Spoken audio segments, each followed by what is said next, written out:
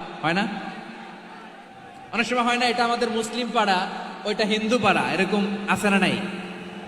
লালমনিরহাটে নাই না? আছে? হিন্দু যদি আপনার প্রতিবেশী হয় কি করবেন? ওরে কষ্ট দিবেন নাকি?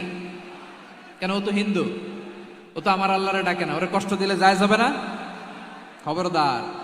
বিষ্ণু ঈসা ইসলাম বলেন, মান কানা ইউমিনু বিল্লাহ ওয়াল ইয়াউমিল আখির ফালিউকরিম জারাহ, যে আল্লাহ বিশ্বাস করে আর আখিরাতে বিশ্বাস করে সে যেন প্রতিবেশীর সাথে ভালো আচরণ করে। সুবহানাল্লাহ। কলিজা জুড়ায় যায় না আমার নবীর কথাগুলো শুনলে? যে আল্লাহ বিশ্বাস করে, যে আখিরাতে বিশ্বাস করে সে যেন প্রতিবেশীর সাথে ভালো আচরণ করে। এখানে বলছে মুসলিম প্রতিবেশী, বলছে নামাজি প্রতিবেশী, বলছে আল্লাহওয়ালা প্রতিবেশী, বলছে না। প্রতিবেশী আস্তিক হোক নাস্তিক হোক, প্রতিবেশী মুমিন হোক মুশরিক হোক, প্রতিবেশী হইলেই তার সাথে ভালো আচরণের দরকার আছে না নাই? আমার প্রিয় লালমনিরহাটের ভাইয়েরা, বিষ্ণু ঈসা ইসলাম ওনার ইহুদি প্রতিবেশীদের দেখাশোনা করতেন। আওয়াজ না শোনা যাক, আমারও তো দেখা যায়, আমারও তো দেখা যায়। তাকায় থাকেন, তাকায় থাকলে সওয়াব হবে। কোরআনের কথা যেখান থেকে হয় এদিকে তাকায় থাকলেই বরকত। তাকায় থাকেন। জি জি, মাইক, আমি তার মাইক ঠিক করতে আসি না এদিকে, এই মাইক ঠিক করব, ওই মাইক ঠিক করব, ওদিকে পাইলট বলবে হুজুর চলে আসেন। জি বসুন, বসুন, মাশাআল্লাহ। হ্যাঁ, খুব শান্ত, ঠিক আছে। পুলিশ ভাইরা না খেয়ে দিনরাত আপনারা যাতে সুশৃঙ্খল একটা প্রোগ্রাম উপহার পান এটাই চেষ্টা করতেছে, আপনাদেরকে কষ্ট দিতে আসে নাই। একটু একটু সহযোগিতা করেন। জি মাশাআল্লাহ, হ্যাঁ ঠিক আছে। আমার প্রিয় ভাইরা, প্রতিবেশী আস্তিক হোক নাস্তিক হোক, মুসলিম হোক হিন্দু হোক, তার সাথে ভালো আচরণ করতে হবে। বিষ্ণু ঈসা ইসলাম ওনার ইহুদি প্রতিবেশীর বাসায় যেতেন। কোন প্রতিবেশী? ইহুদি। আওয়াজ করে বলেন, কোন প্রতিবেশী? ইহুদি। এক ইহুদি কিশোর বিষ্ণু ঈসা ইসলামের খেদমত করতে, ইহুদি ছেলে আমার নবীর খেদমত করতো, তারা ছিল নবীর প্রতিবেশী। তো অনেক দিন হয় ইহুদি ছেলেটা আসে না। বিষ্ণুনবী খোঁজ দিলেন, ঘটনা কি? একটা ইহুদি ছেলে না আমার খেদমতে আসতো, ছেলেটা কই? খোঁজ নিয়ে জানলেন ছেলেটা অসুস্থ। বিষ্ণু ঈসা ইসলাম ওই ইহুদির বাড়িতে চলে গেলেন ওই ছেলেটাকে দেখা করার জন্য, ভিজিট করার জন্য। সুবহানাল্লাহ পড়বেন না? গেলেন, যে দেখে ইহুদি ছেলেটা মুমূর্ষ, জান জান যায় যায় ভাব, বিছানায় পড়ে আছে, তার বাবা দাঁড়ানো।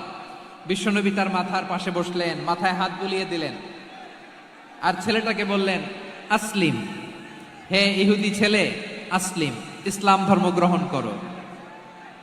তো ছোট্ট ছেলে ভাবে আমরা ইহুদি, এখন ইসলাম ধর্ম গ্রহণ করলে আব্বা যদি বকা দেয়, ফানাযারা ইলা ওয়াজহি আবি, ছেলেটা তার বাবার চেহারার দিকে তাকালো, দেখি আব্বা কি কয়। আব্বা যদি বলে তাইলে ইসলাম ধর্ম গ্রহণ করব। ইহুদি ছেলেটা তার বাবার দিকে যখন তাকালো, ওর বাবা বলে আতি আবুল কাসিম, আবুল কাসিম যা বলে তাই করো। আবুল কাসিম হচ্ছে বিষ্ণু ঈসা ইসলামের একটা কুনিয়াত, উপনাম। আমার রাসূলের বড় ছেলের নাম ছিল কাসেম। যেমন দেখবেন আমাদের এলাকায় কারো ছেলের বড় ছেলের নাম যদি হয় আব্দুল্লাহ, এরা আব্দুল্লাহর বাপ বলে ডাকে। কারো বড় মেয়ের নাম যদি হয় ফাতেমা, এরা কি ডাকে? ফাতেমার বাপ বলে না? তো বিষ্ণু ঈসা ইসলামের বড় ছেলের নাম ছিল কাসেম। ইহুদি বাবা বলল আতি আবুল কাসেম, আবুল কাসেম যা বলে তাই শোনো, মানে মোহাম্মদ যা বলে তাই শোনো। এই কথা শুনে ছেলে সাহস পাইছে, ছেলে আবার পড়তে আরম্ভ করলো আশহাদু আল্লাহ ইলাহা ইল্লাল্লাহ ওয়া আশহাদু আন্না মুহাম্মাদার রাসূলুল্লাহ, পড়েন আল্লাহু আকবার।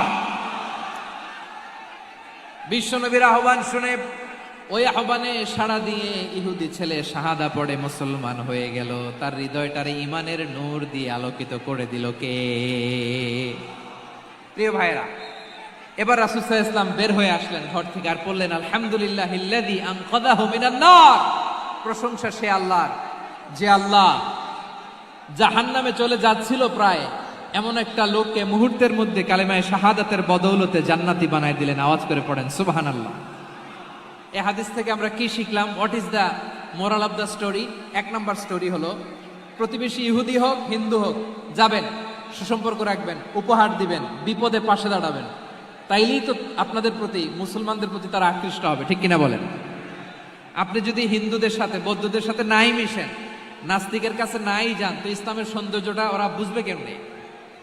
আমার অনেক হিন্দু পরিচিত ভাই আছে, ওরা আমাদের ইফতারির প্রোগ্রামে এসে একসাথে ইফতারি করে। অনেক মদখোর আমার সাথে বসে একসাথে ডিনার করে, হাফ প্যান্ট পরা, গলায় স্বর্ণের চেইন, হাতে স্বর্ণের ব্রেসলেট, আইসা আমার সাথে ডিনার করছে, আছে এরকম। গাঁজাখোর, আমি বলে আসো, welcome welcome to my dinner, আসো বসো। বসলেই তো আমি ওর ডিএনএ, চিন্তার ডিএনএ চেঞ্জ করে দেওয়ার সুযোগ পাবো, চিল্লায় বলো ঠিক কি না? আসতে হবে আমার কাছে। Our door is open. The door of Islam is open 24/7. সব সময় আমাদের ইসলামের দরজা আমার অমুসলিম ভাইদের জন্য খোলা আছে না নাই? এই হাদিস থেকে দুইটা শিক্ষা। এক নম্বর শিক্ষা, প্রতিবেশী মুসলিম হোক অমুসলিম হোক, যান। অসুস্থ হইলে একটু আপেল নিয়ে যান, আঙ্গুর নিয়ে যান, কমলা নিয়ে যান, তাদের সাথে ভালো আচরণ করেন। ইসলামের বিউটি দেখে, সৌন্দর্য দেখে অবাক হবে। নসিব ভালো হলে কোনোদিন কালিমা পড়ে মুসলমান হয়ে যাবে, ঠিক কিনা বলেন? তাহলে অমুসলিমের সাথে ভালো সম্পর্ক। বিশ্বনবী ইহুদির বাড়িতে গেলেন, ইহুদির বাড়ি, আর আমার মুসলমান ভাই আমার কাফের বলে, এরকম আছে না নাই? মুসলিম মুসলিমরা দেখতে পারে না, সহ্য করতে পারে। বিশ্বনবী সাল্লাল্লাহু আলাইহি ওয়াসাল্লাম ইহুদির বাড়িতে গেলেন, এটা একটা শিক্ষা। আরেকটা শিক্ষা হলো, ভাইয়েরা ধাক্কা মেরে এসে সামনে এসে কি লাভ? প্রোগ্রাম তো শেষ হচ্ছে, এখনই শেষ হচ্ছে। তো এই যে আমাদের বকশি ভাই ওয়াদা নিল, হাত তোলালো, মিম বলে এত কথা বলল, তো আমি জেলায় জেলায় যে খালি হাত নাড়াই তোমাদের জন্য নাকি? হ্যাঁ, হাত নাড়াই শুধু। এই ধাক্কাইতে ধাক্কাইতে এদিকে এসে হাত নাড়াইতেছে, হয়েছে তো, দেখলাম তো, ঠিক আছে, মাশাআল্লাহ, অনেক সুশৃঙ্খল, অন্যান্য যে কোনো জেলার জন্য সুশৃঙ্খল। আমার দিকে তাকাও, আমার দিকে তাকাও, ঠিক আছে। এই যে দাঁড়িয়ে আছে, একটা ছেলে নড়ে না, দেখছেন? মাশাআল্লাহ মাশাআল্লাহ মাশাআল্লাহ। হ্যাঁ, এইভাবেই। আর কয়েকটা মজাদার কথা আছে, শোনো। এই হাদিস থেকে আমাদের শিক্ষা হলো, আমার প্রতিবেশী যেই ধর্মের হোক আমি সম্পর্ক রাখবো। অসুস্থ হলে যাব, কি বলেন ভাইরা? যাবেন না? যাবেন না আপনারা? আচ্ছা, 2 নম্বর শিক্ষা হলো, বিষ্ণু ইসা ইসলামের খাদেম ছিল ইহুদি, এতদিন খেদমত করলো, একদিনও বিশ্বনবী ওরে কালিমার দাওয়াত দেয় নাই। কারণ কি? বিশ্বনবী একটা ভালো সময়ের অপেক্ষা করতেছিলেন, প্রপার টাইমিং। দাঈর কাজ হচ্ছে দাঈ ইলাল্লাহ, সে হচ্ছে সুযোগ সন্ধানী। দাঈ সুযোগ খুঁজে, কখন দাওয়া দিলে ব্যাটে বলে হবে, ঝুপ বুঝে কোপ মারে, ঠিক কিনা বলেন?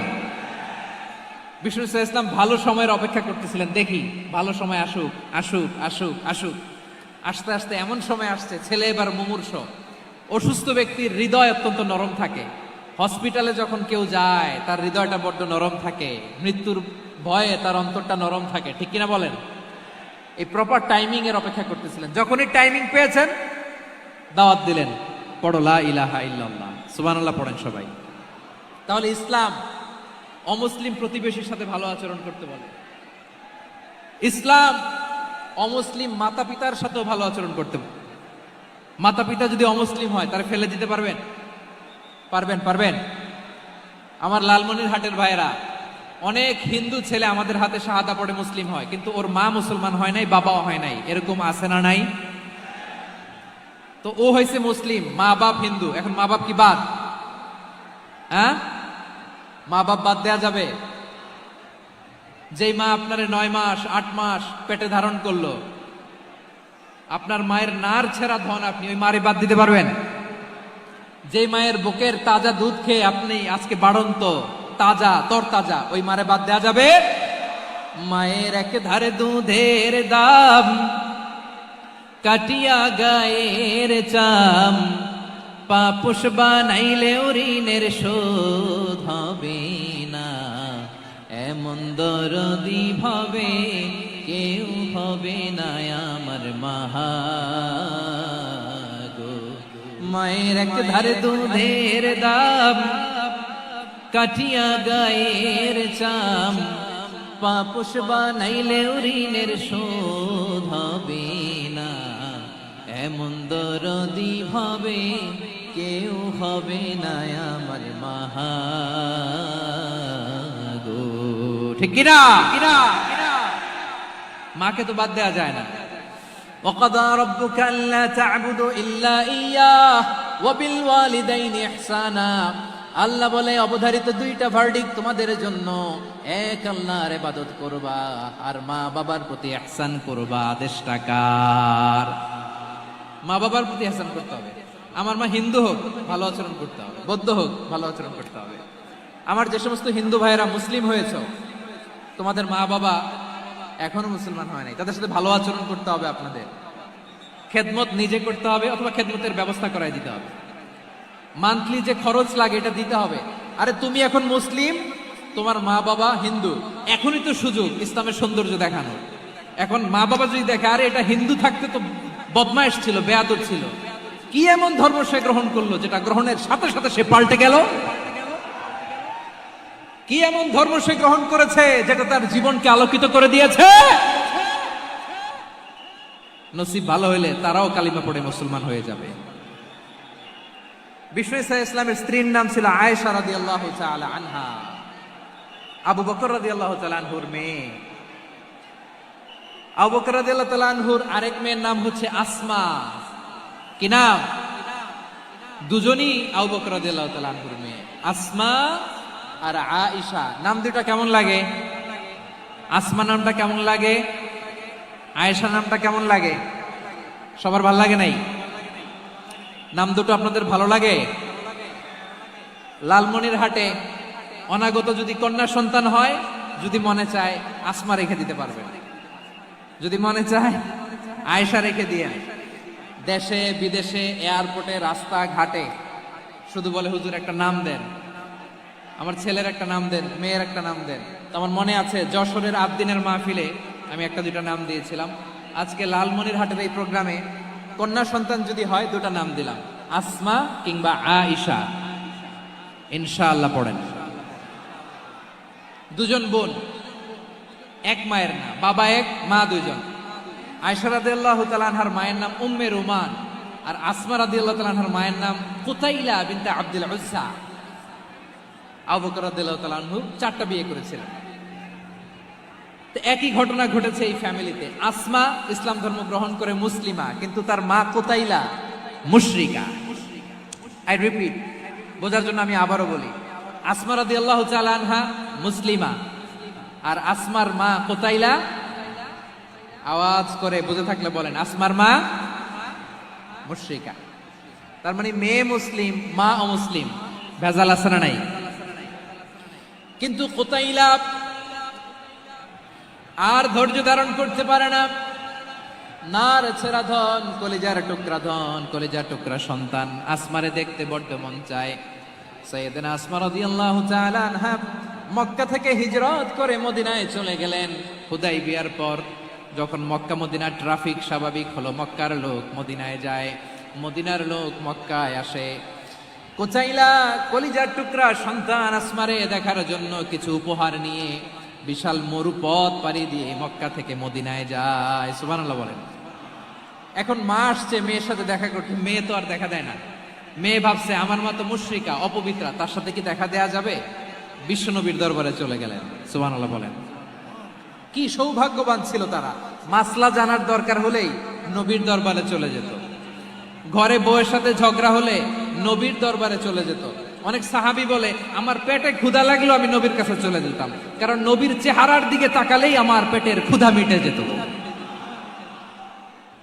সাইয়েদনা আসমা রাদিয়াল্লাহু তাআলা আনহা বিশ্বনবীর কাছে চলে গেলেন, যে বললেন ইয়া রাসূলুল্লাহ ইয়া হাবিবাল্লাহ ইন্না উম্মি কাদিমাতুন ইলাইয়া ওয়া হিয়া রাগিবা। আমার মা মক্কা থেকে অনেক দূর মরুর পথ পাড়ি দিয়ে উপহার সামগ্রী নিয়ে মদিনায় আমার সাথে দেখা করতে এসেছে গো নবী। আমার জানতে বড্ড ইচ্ছে হয় আমি আমার মুশরিকা মায়ের সাথে একটু দেখা করতে পারবো কিনা।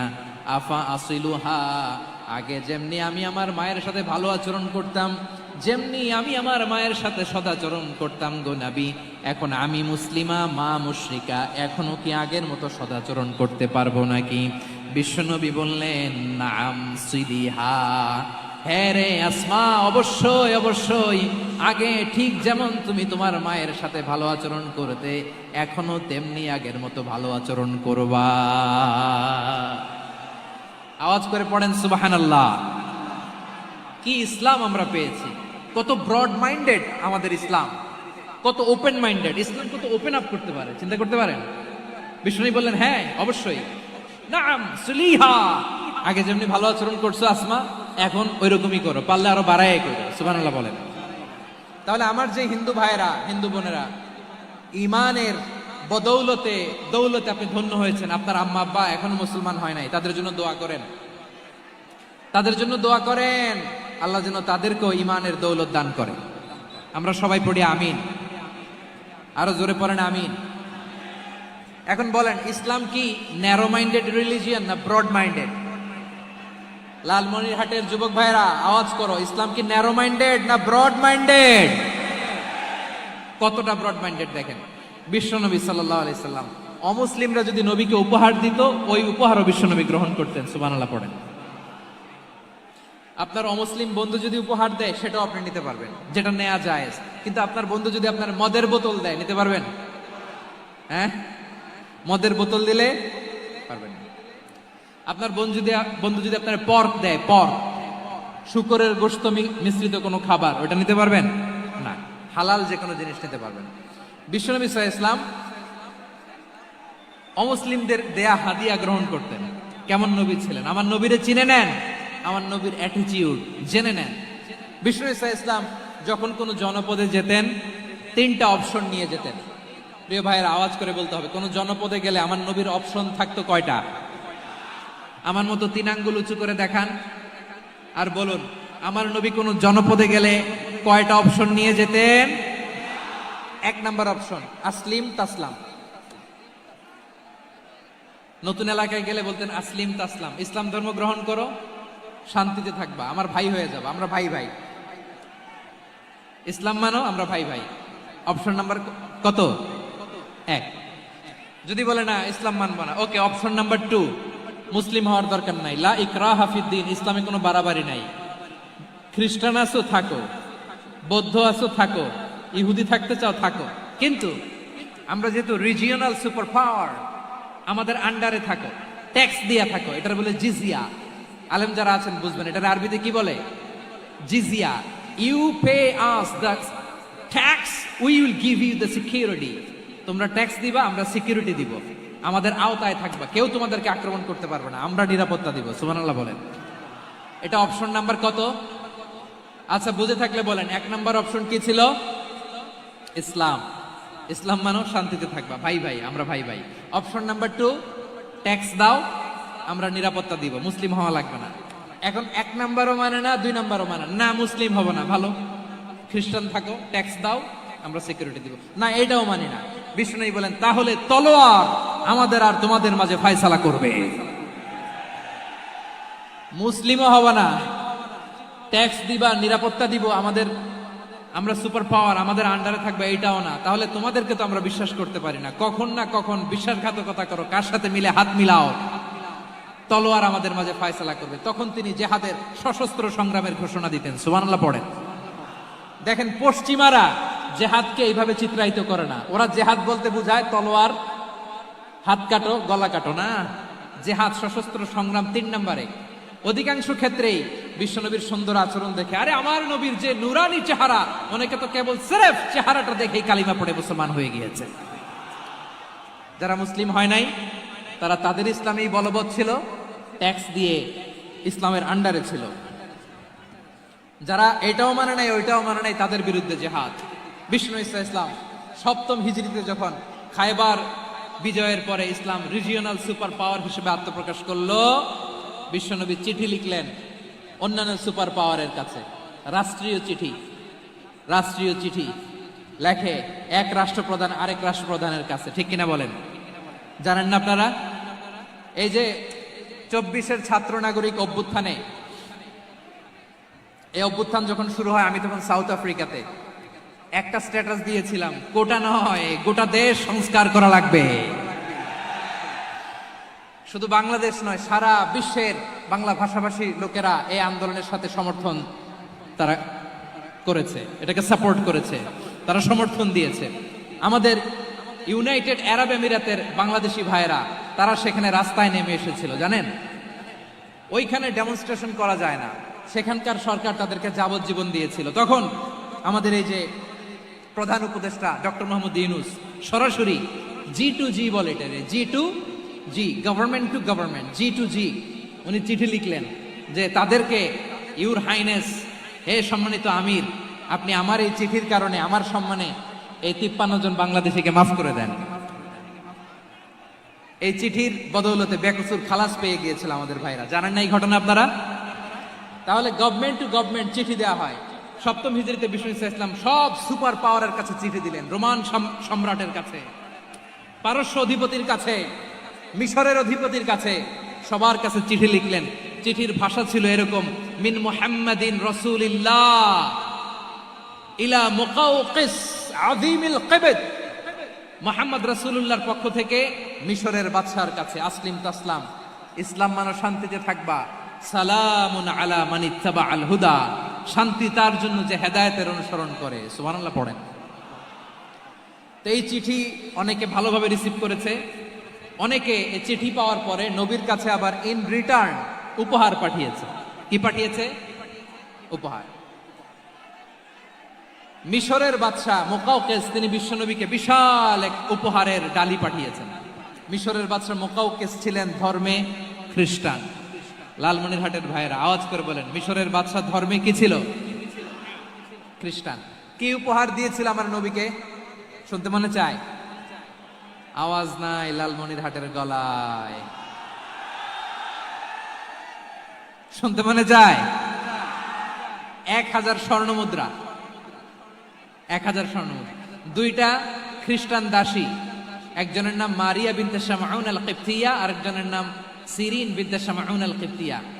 একজন খ্রিস্টান দাস 20 থান কাপড় জামা বানানোর জন্য, আমরা নবী যেন সেলাই করে জামা বানাতে পারে এজন্য 20 থান কাপড়, 20 থান ফাইন গার্মেন্ট। সুবহানাল্লাহ পড়বেন না? এরপরে একটা গাধা যেটার নাম ছিল উফাইর, আর একটা খচ্চর, এটার নাম ছিল দুলদুল। খচ্চর চিনেন? গাধা আর ঘোড়ার ক্রসিং এ যে প্রাণীটা দুনিয়াতে আসে ওটার খচ্চর বলে।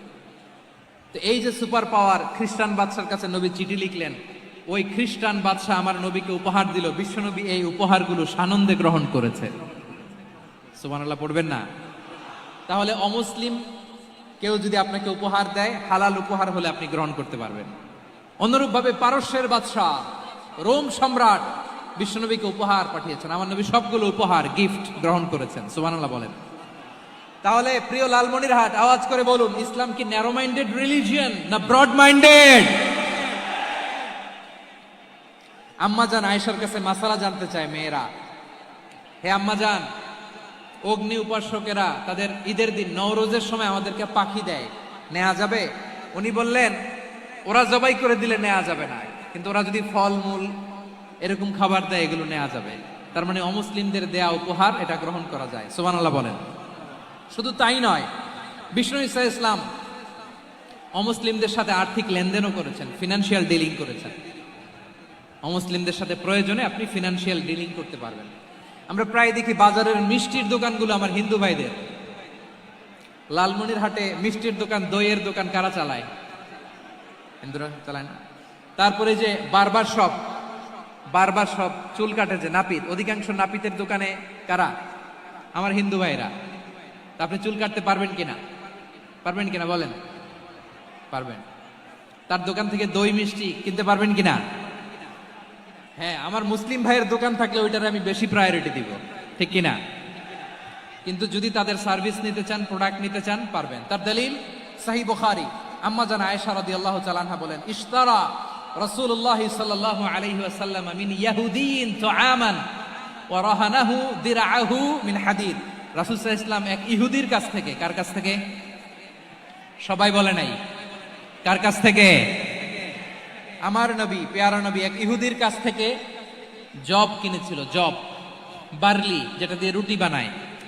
ওই জবের দাম দেওয়ার টাকা পয়সা নবীর কাছে ছিল না। ফলে নবী ওনার একটা পোশাককে মর্গেজ রেখেছিলেন, মর্গেজ, বন্ধক, যে এখন এটার দাম দিতে পারবো না, কয়েক কেজি বার্লি নিয়ে যাই আর বন্ধক হিসেবে আমার জামাটা রেখে গেলাম, যেদিন দাম দিব ওই দিন জামাটা ছুটায় নিয়ে যাব। সুবহানাল্লাহ পড়বেন না? বাকিতে নিছিলেন, বাকিতে। দিরআহু মিন হাদিদ, লোহার তৈরি বর্ম, মানে যুদ্ধের পোশাক লোহা দিয়ে বানানো। বিশ্বনবী বললেন, কয়েক কেজি জব দাও, টাকাটা পরে দিব, এখন টাকা নাই, বন্ধক হিসেবে মর্গেজ হিসেবে আমার জামা রেখে গেলাম, যখন টাকা দিব জামা ছুটায় নিব। আওয়াজ করে বলতে হবে সুবহানাল্লাহ। এ থেকে বোঝা গেল অমুসলিমদের সাথে ফিনান্সিয়াল ডিলিং করা যায়, অর্থনৈতিক লেনদেন করা যায়, কেনাবেচা করা যায়, প্রোডাক্ট কেনা যায়। এমনকি আমাদের মসজিদে নববীতে বারান্দায় আপনারা একটা অটোমেটিক ফ্লাইং আমব্রেলা দেখছেন? সূর্য যখন বাড়ে মসজিদে নববীর বারান্দায় ইয়ার্ডের মধ্যে অটোমেটিক্যালি কিছু আমব্রেলা আছে, সা করে খুলে যায়, আর সূর্যের তাপ লাগে না। আবার সন্ধ্যাবেলায় এই আমব্রেলাগুলো ওরা ক্লোজ করে ফেলে, দেখেন নাই না? দেখছেন?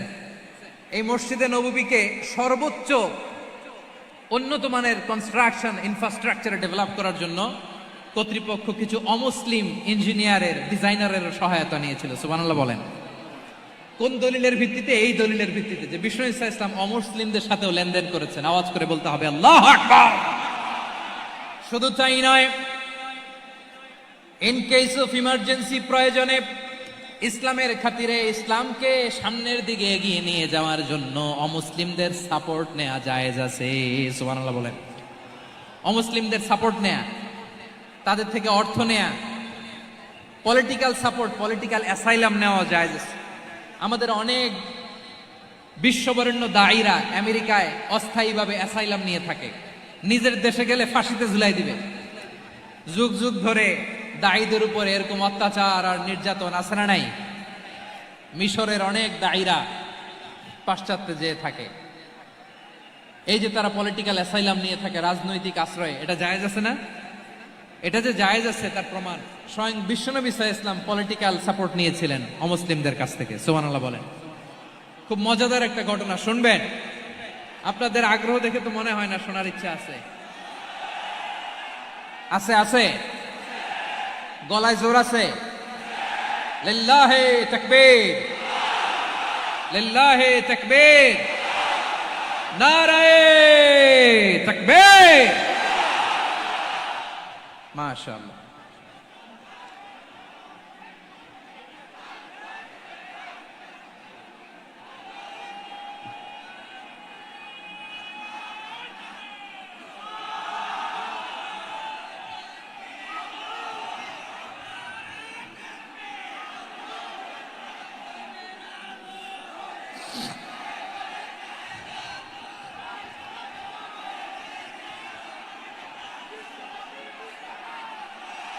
মাশাআল্লাহ মাশাআল্লাহ।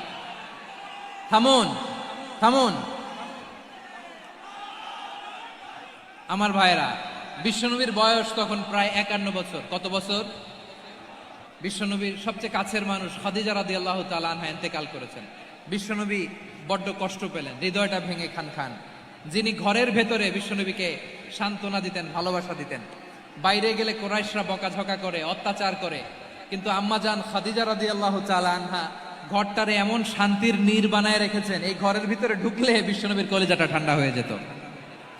এজন্য রব্বুল আলামিন বলেন, খাদিজা, ও আমার বান্দি খাদিজা, জান্নাতে এমন স্পেশাল একটা ঘর আমি তোমার জন্য রেডি করে রেখেছি। ওই ঘরের মধ্যে কোনো আওয়াজ নাই, ওই ঘরের মধ্যে কোনো নয়েজ নাই, ওই ঘরে কোনো বিশৃঙ্খলা নাই। কারণ মক্কার জমিনে আমার নবী কুরাইশদের বিশৃঙ্খলা, নয়েজ আর ঝামেলাগুলোকে উপেক্ষা করে যখন তোমার ঘরের ভিতরে ঢুকতো, ঘরটারে তুমি শান্তির নীর, ঠান্ডা, নীরব, নিস্তব্ধ, নিঝুম আর শান্তির নীর বানিয়ে রেখেছ। এজন্য জান্নাতে স্পেশাল একটা শান্তির নীর আমি তোমারে উপহার দেব। ওই প্রিয়তমা স্ত্রী খাদিজা ইন্তেকাল করলেন, বিশ্বনবীর হৃদয় ভেঙে খান খান। আবার ওনার চাচা আবু তালেব ইন্তেকাল করলেন, যিনি পলিটিক্যাল শেল্টার দিতেন নবীকে। কে দিতেন? আবু তালেবের ভয়ে, বিশ্বনবীর এই চাচার ভয়ে কোনো মুশরিক নবীর গায়ে হাত দেওয়ার সাহস পায় নাই। এখন স্ত্রীও নাই, চাচাও নাই, নবীকে আশ্রয় দেওয়ার কেউ নাই। নবীর চারদিকে অন্ধকার। নবী এখন কই যাবেন? আমার পেয়ারা নবী নতুন স্টেশন খুঁজতেছেন, নতুন দাওয়াতি প্ল্যাটফর্ম খুঁজতেছেন।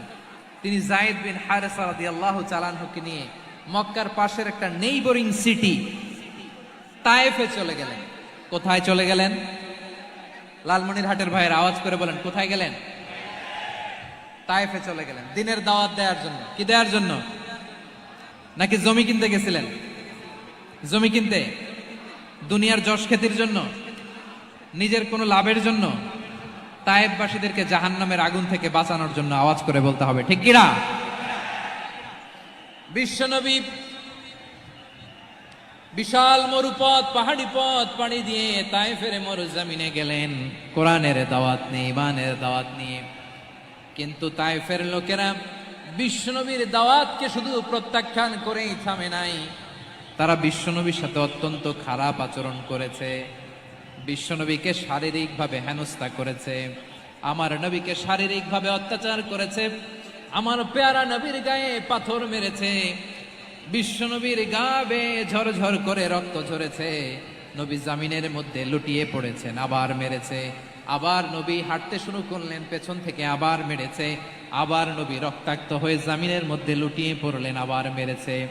বিশ্বনবীর মতো এত সুশ্রী মানব, বিশ্বনবীর মতো এত শুভ্র মানব, বিশ্বনবীর মতো এমন চমৎকার দেহাবয়ব দিয়ে রব্বুল আলামিন কাউকে বানান নাই।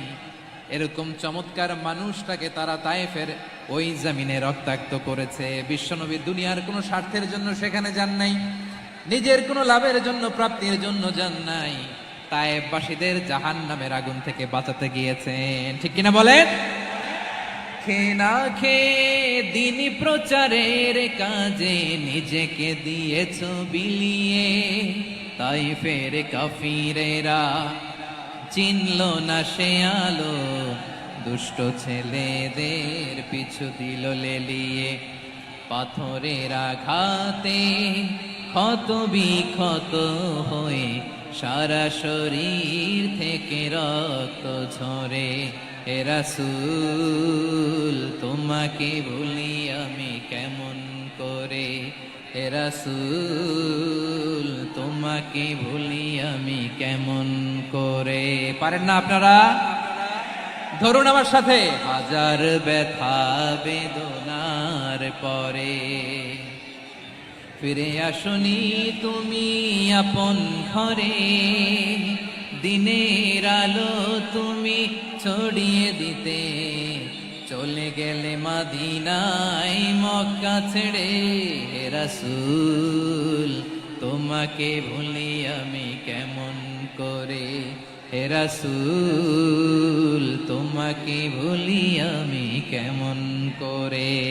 ঠিক কিনা বলেন? প্রিয় ভাইরা, তায়েফের ছেলেরা নবীকে রক্তাক্ত করলো। আমার নবী কই যাবে? কই যাবে? মক্কায় জায়গা নাই, তায়েফে জায়গা নাই। তায়েফ থেকে ভারাক্রান্ত মন নিয়ে আমার নবী মক্কায় ফিরে আসলেন। বিশ্ব নবী মক্কায় ঢুকতে পারেন না। মক্কার মরুভূমির দিকে তাকিয়ে, উপত্যকার দিকে তাকিয়ে বিশ্বনবী ধা ধা করে কাঁদেন, ঝরঝর করে নবীর চেহারা মোবারক থেকে চোখের পানিগুলো বেয়ে বেয়ে পড়ে।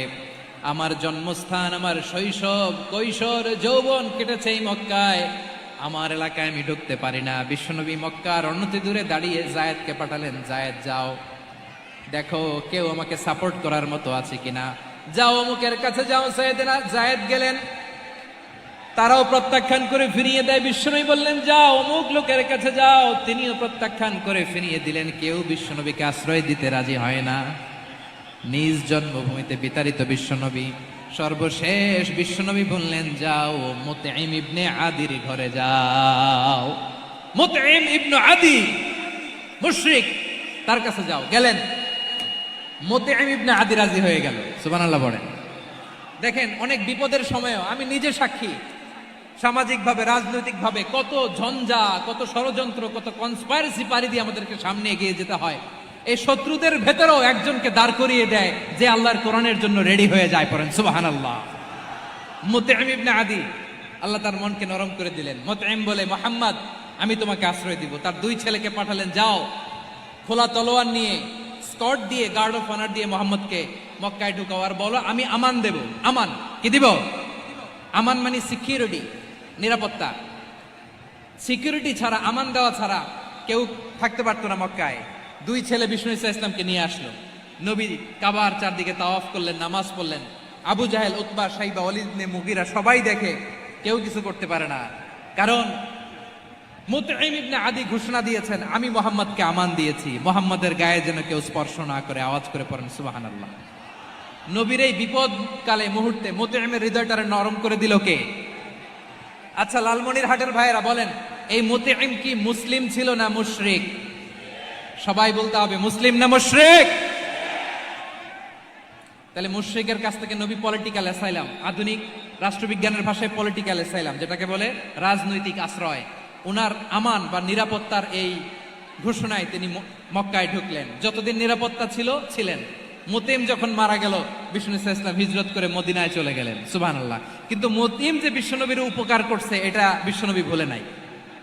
আমাদের অনেকে আছে উপকার করার পরে আর খেয়াল থাকে না, খাওয়ার পরে গলা দিয়ে নামলে আর খেয়াল থাকে না, এরকম আছে না নাই? আমার নবী ভুলে নাই। বদরের প্রান্তরে 70 জন কাফেরকে যখন বন্দী করে বিশ্বনবীর সামনে হাঁটু গেড়ে দাঁড় করানো হলো, বসানো হলো, 70 জন কাফের। কয়জন? বিশ্বনবী তাদের দিকে তাকিয়ে বললেন, সহিহ বুখারীর বর্ণনা, লাউ কানাল মুতঈম ইবনে আদি হাইয়ান সুম্মা কাল্লামানি হাউলা ইন্নাতনা লা তারাকতুহুম লাহু। বদরের প্রান্তরে 70 জন বন্দী কাফিরের দিকে তাকিয়ে আমার নবী বললেন, আজকে মুতঈম ইবনে আদি যদি বেঁচে থাকতো আর তোমাদের 70 জনের ব্যাপারে যদি মুতঈম এক বাক্যে একটা সুপারিশ করত, তার সম্মানে আজকে তোদের সবাইরে আমি মাফ করে দিতাম। সুবহানাল্লাহ নাই? ওই যে চিল্লাচিল্লি যে কথা বোঝে নাই, কোন জিনিস মিস করছে ওরা নিজেরাও বোঝে নাই। বিশ্বনবী মুতঈমের এই সাহায্যের কথা বলে নাই। 70 জন মুশরিক হাঁটু গেড়ে বসা, নবী চাইলে এখনই এক্সিকিউশন অর্ডার দিতে পারে। তিনি বললেন, আজকে যদি মুতঈম বেঁচে থাকতো আর মুতঈম যদি তোদের জন্য সুপারিশ করতে, এই আবর্জনাগুলোর ব্যাপারে সুপারিশ করতে, আমি মুহূর্তেই তোদেরকে এমনি মাফ করে দিতাম। এবার বলেন, ইসলাম কি ন্যারো মাইন্ডেড না ব্রড মাইন্ডেড? শুধু তাই নয়, যাকে যে সম্মান দেয়ার আমার নবী দিতেন, হোক আস্তিক হোক নাস্তিক, হোক মুসলিম হোক অমুসলিম। বিষ্ণু ইসলাম যখন রোমান সম্রাটের কাছে চিঠি লিখেছেন, আমার প্রিয় লালমনির হাটের ভাইরা, অল্প কয়েক মিনিট কয়েকটা জরুরি কথা বলবো, এদিকে তাকান, এদিকে তাকান। রোমান সম্রাটের কাছে বিশ্বনবী যখন চিঠি লিখলেন, মিন মুহাম্মদ রাসূলিল্লাহ ইলা হিরাকলা আযীমির রোম। মুহাম্মদের পক্ষ থেকে হিরাক্লিয়াসের কাছে, যিনি হচ্ছেন আযীমির রোম। এটা নবী নিজ থেকে বানায় লিখছেন, অতিরিক্ত সম্মান দিয়ে। কোন রাষ্ট্রপ্রধান যখন আসে তাদেরকে আমরা কি বলি জানেন? তার নামের শেষে HE এটা লিখতে হয়, H.E. মানে হিজ এক্সেলেন্সি। কি লেখে? হিজ এক্সেলেন্সি, অথবা ইউর হাইনেস, ইউর ম্যাজেস্টি। দেখেন, বিশ্বনবী সাল্লাল্লাহু আলাইহি ওয়াসাল্লাম সব নবীদেরও নবী। তিনি একজন মুশরিক খ্রিস্টান সম্রাট, রোমান সম্রাটের কাছে চিঠি লিখতে যায়, লিখতেছে, ইলা হিরাকলা আযীমির রোম, হিরাক্লিয়াসের কাছে আমার চিঠি, যিনি রোমের আযীম, হিজ হাইনেস, মানে রোমের অনেক সম্মানিত এক বাহাদুর। আওয়াজ করে বলেন সুবহানাল্লাহ। তার মানে যাকে যে সম্মান দেয়ার এটা বিশ্বনবী দিতেন। এমনকি যেই ইহুদিরা ভালো ছিল, এই ইহুদিদেরও প্রশংসা করেছেন বিশ্বনবী মুহাম্মদুর রাসূলুল্লাহ সাল্লাল্লাহু আলাইহি ওয়াসাল্লাম। এক ইহুদির প্রশংসা করেছেন বিশ্বনবী। ইহুদির কার? আমি তো আমার ভাইয়ের প্রশংসা করি না, আমি তো এক আলেম আরেক আলেমরে স্পেস দেই না, আমি তো এক দায়ী আরেক দায়ীর সাথে বসতে চাই না। আমার নবী ইহুদির প্রশংসা করে। কার প্রশংসা? ওই ইহুদির নাম ছিল মুখাইরিক। সিরাত গ্রন্থ ঘাটলে পাবেন। তিনি বলেছেন, মুখাইরিক খাইরু ইয়াহুদ, মুখাইরিক is the best of the Jews. জুইশদের মধ্যে সে সবচেয়ে ভালো। কেন প্রশংসা করলেন তার? এর কারণ মদিনা চার্টারে কথা ছিল, সব ধর্মের মুসলিম, মুশরিক, ইহুদিরা মিলে মদিনাকে রক্ষা করবে। কিন্তু 3য় হিজরিতে যখন উহুদের যুদ্ধ শুরু হলো, সবার কথা ছিল, যেই আক্রমণ করে আমরা মদিনাকে বাঁচাবো। কোন শহরকে বাঁচাবো? মদিনাকে। কিন্তু কুরাইশরা যখন অ্যাটাক করলো, ইহুদিরা আর আসে না, ইহুদিরা আর বেরোয় না। বিষ্ণু বললেন, ওহে ইহুদিরা, তোমরা না চুক্তি করলে আমার সাথে যে মদিনা বাঁচাতে সবাই ঝাঁপিয়ে পড়বো, আসো। একটা ইহুদিও বেরোয় না, কেউ আসে নাই সেদিন, একজন ছাড়া, তার নাম মুখাইরিক। তার নাম কি? মুখাইরেক বাহাদুরের মতো ঘোড়সাওয়ার হয়ে বেরিয়ে গেলেন এবং বললেন, গোটা ইহুদি সাম্রাজ্যের একজনও যদি না আসে, আমি মুখাইরেককে কেউ ঘরে আটকে রাখতে পারবে না। বেরিয়ে আসলেন, এসে বললেন, আমি মুহাম্মদের পক্ষে যুদ্ধ করব। আমি মারা গেলে আমার সম্পদ আমার উত্তরাধিকারীরা পাবে না, আমার সম্পদ তোমরা মুহাম্মদকে দিয়ে দিবা। সুবহানাল্লাহ বলেন।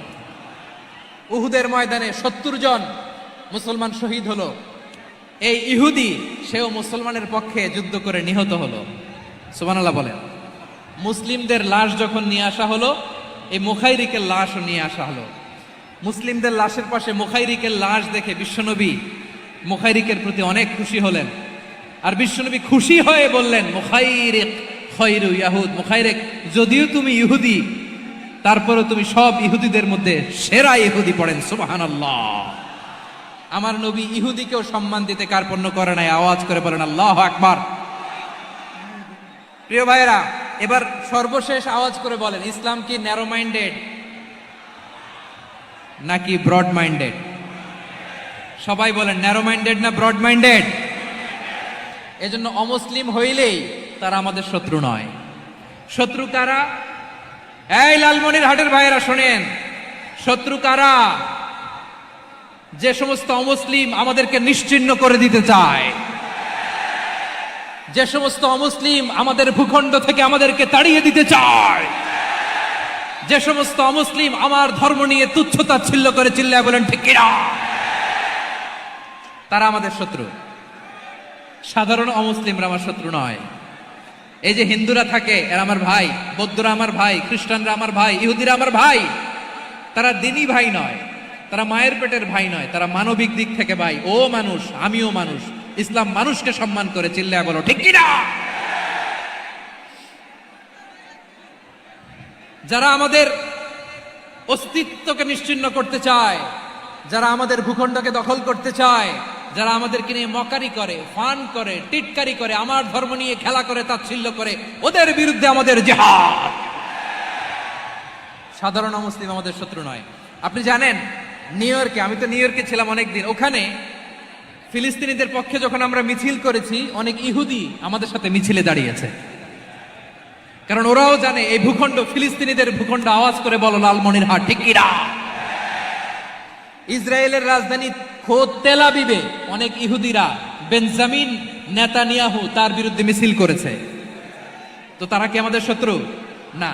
অনেক খ্রিস্টান আমাদের সাথে, আমাদের স্বার্থ রক্ষায় আমাদের পাশে দাঁড়িয়েছে। খেয়াল রাখবেন, হিন্দু আর হিন্দুত্ববাদ এক নয়, ইহুদি ধর্ম আর জায়নিজম এক নয়। জায়নিজমের বিরুদ্ধে আমাদের সংগ্রাম, আমাদের জিহাদ। চিল্লায় বলেন ঠিক কিনা। এই যে ফিলিস্তিনের ভাইয়েরা, তারা তাদের স্বাধীনতা সংগ্রামের জন্য লড়াই করছে, করে যাচ্ছে, আমরা এটাকে সমর্থন জানাই। চিল্লায় বলো ঠিক কিনা। কাশ্মীরের ভাইয়েরা স্বাধীনতার জন্য সংগ্রাম করছে, আমরা সেই সংগ্রামকে সমর্থন জানাই। আওয়াজ করে বলো ঠিক কিনা। যারাই আমাদের ইসলামকে নিশ্চিহ্ন করতে চায়, তাদের বিরুদ্ধে আমাদের সংগ্রাম। আওয়াজ করে বলতে হবে ঠিক কিনা। ওই সমস্ত দুর্বৃত্তদের সাথে আমাদের কোনো সম্পর্ক নাই। আমরা যদি ঐক্যবদ্ধ থাকতে পারি, ওই দুর্বৃত্তরা চান্স পাবে না। আমরা ঐক্যবদ্ধ থাকতে রাজি আছি। লালমনিরহাটের ভাইয়েরা, আমরা ঐক্যবদ্ধ থাকলে ওই দুর্বৃত্তদের কালো হাত ভেঙে দিতে আমাদের সময় লাগবে না। তাদের কালো হাত ভেঙে দিতে রাজি আছে মুসলমান?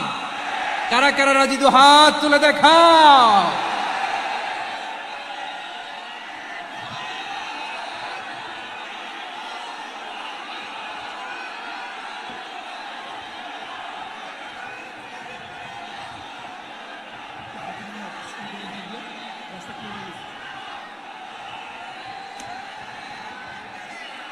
আমার প্রাণ প্রিয় লালমনিরহাটের ভাইয়েরা, শত্রু কাফের আর অশত্রু কাফেরের মধ্যে পার্থক্য আছে না নাই?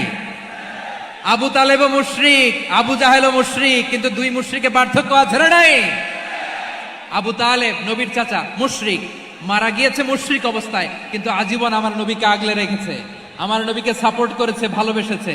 আবু জাহেলও মুশরিক, মারা গিয়েছেও মুশরিক হিসেবে, আজীবন আমার নবীর বিরুদ্ধাচারণ করেছে। আবু জাহেলের শক্তি, সামর্থ্য, স্ট্র্যাটেজি, প্ল্যান সব আমার নবীর বিরুদ্ধে ছিল। আবু জাহেলের কারণে একটা দিন শান্তিতে আমার নবী মক্কায় ঘুমাতে পারে নাই। চিল্লায় বলেন ঠিক কিনা। এজন্য রব্বুল আলামিন বলেন, লা ইয়ানহাকুমুল্লাহু আনিল্লাযীনা লাম ইউকাতিলুকুম ফিদ-দীনি ওয়া লাম ইউখরিজুকুম মিন দিয়ারিকুম আন তাবাররুহুম ওয়া তুকসিতু ইলাইহিম ইন্নাল্লাহা ইউহিব্বুল মুকসিতিন।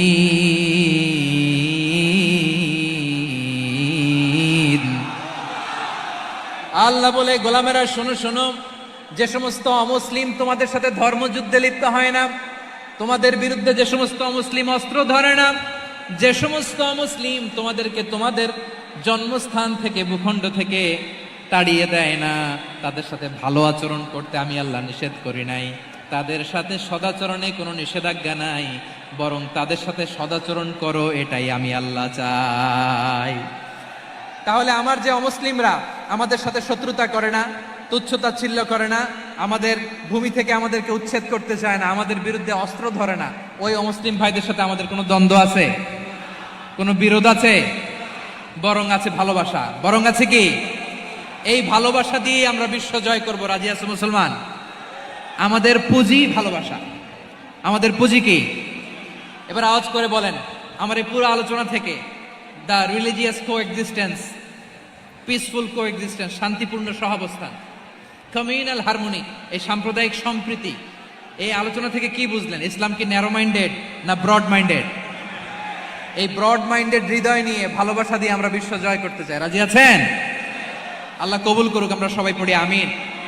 লালমনিরহাটের জেলা স্টেডিয়ামে আমার প্রিয় মায়েরা, বোনেরা, আপনাদের জন্য একটা হাদিস বলে শেষ করব। বিশ্বনবী বলেন, আমার মায়েরা খেয়াল করে শুনুন, বিশ্বনবী আপনাদের উদ্দেশ্য করে বলেন, আল মারআতু ইযা সাল্লাত খামসাহা ওয়া সামাত শাহরাহা হাফিজাত ফুরুজাহা আতাআত বা'লাহা ফালতাদখুল মিন আইয়ি আবওয়াবিল জান্নাতি শাআত।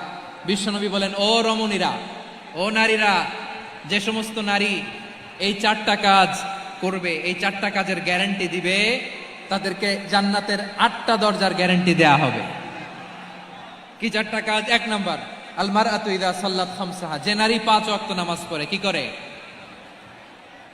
জেলা স্টেডিয়ামে অবস্থানরত আমার নারীরা, বোনেরা, বিশ্বনবী আপনাদেরকে 4টা কাজের কথা বলেছেন, খুব বেশি না। 4টা করলে 8 জান্নাতের দরজা সব খোলা। কোনটা দিয়ে যাবেন? যেটা দিয়ে মনে চায়। 1 নাম্বার 5 ওয়াক্ত নামাজ। আমার বোনেরা জোহরের নামাজ পড়তে পড়তে এটা আসরে নিয়ে যায়, আসর পড়তে পড়তে এটা মাগরিবে নিয়ে যায়। এরকম আসরে নাই? লালমনিরহাটে হয়তো নাই। আমার বোনেরা এটা করবেন না। ইন্নাস সালাতা কানাত আলাল মুমিনিনা কিতাবাম মাওকুতা, সময় মতো পড়বেন। সামাত শাহরা, রমাদানের রোজাগুলো রাখবেন। হাফিজাত ফুরুজাহা, যে নারী তার চরিত্রকে হেফাজত করে, তার প্রাইভেট হেফাজত করে, তার লজ্জাস্থান হেফাজত করে। ও মায়েরা, আপনার এই গর্ভ যে কত দামি আপনি জানেন না। আপনার এই গর্ভ থেকে জন্মাবে আগামীর সালাহুদ্দিন আল আইয়ুবী। আপনার গর্ভ থেকেই জন্মাবে ইমাম আল মাহদি আল মুনতাযর। আপনার পেট থেকে জন্মাবে আবু সাইদের মতো বীর সৈনিক।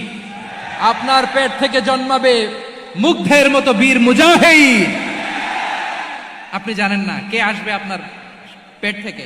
সময়টাকে কাজে লাগান, ইসলামকে বুঝেন, মানেন, আমাদের ইসলামিক লেকচারগুলো শোনেন। আমরা যে বার্তাগুলো, ইনস্ট্রাকশনগুলো, দিক নির্দেশনাগুলো আপনাদের খেদমতে রাখি, এগুলো মেনে চলুন। আপনিই পারেন আপনার ঘরটাকে জান্নাতের টুকরা বানাতে। একটা family, it's a very big institution and you are the MD, the managing director of this institution. চিল্লায় বলেন ঠিক কিনা?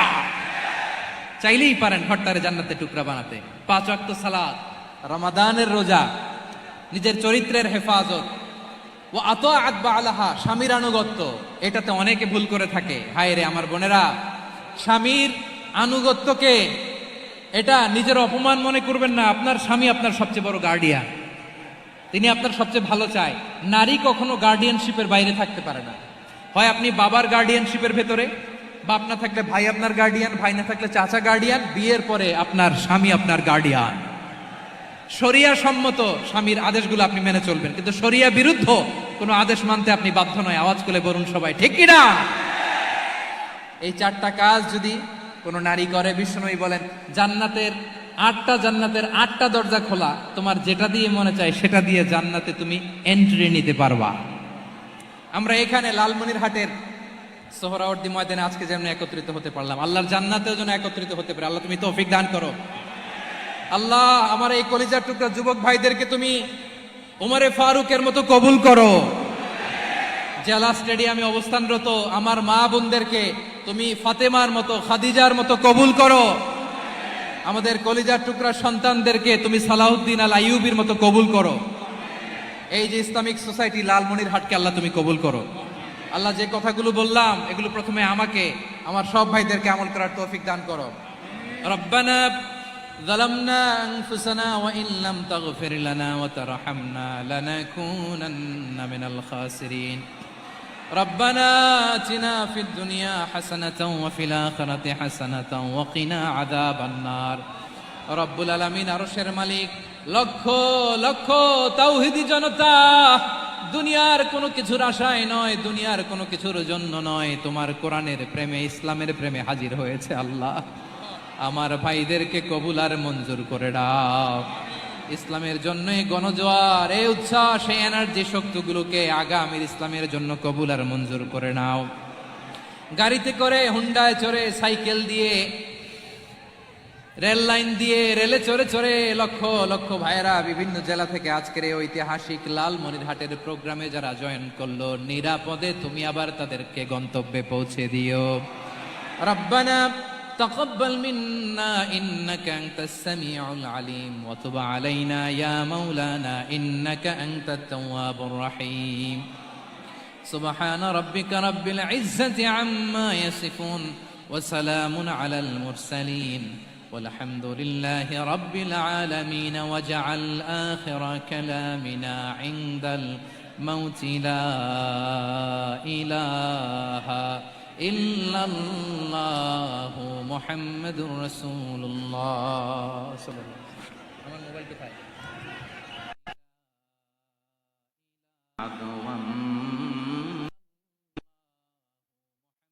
ما شاء الله.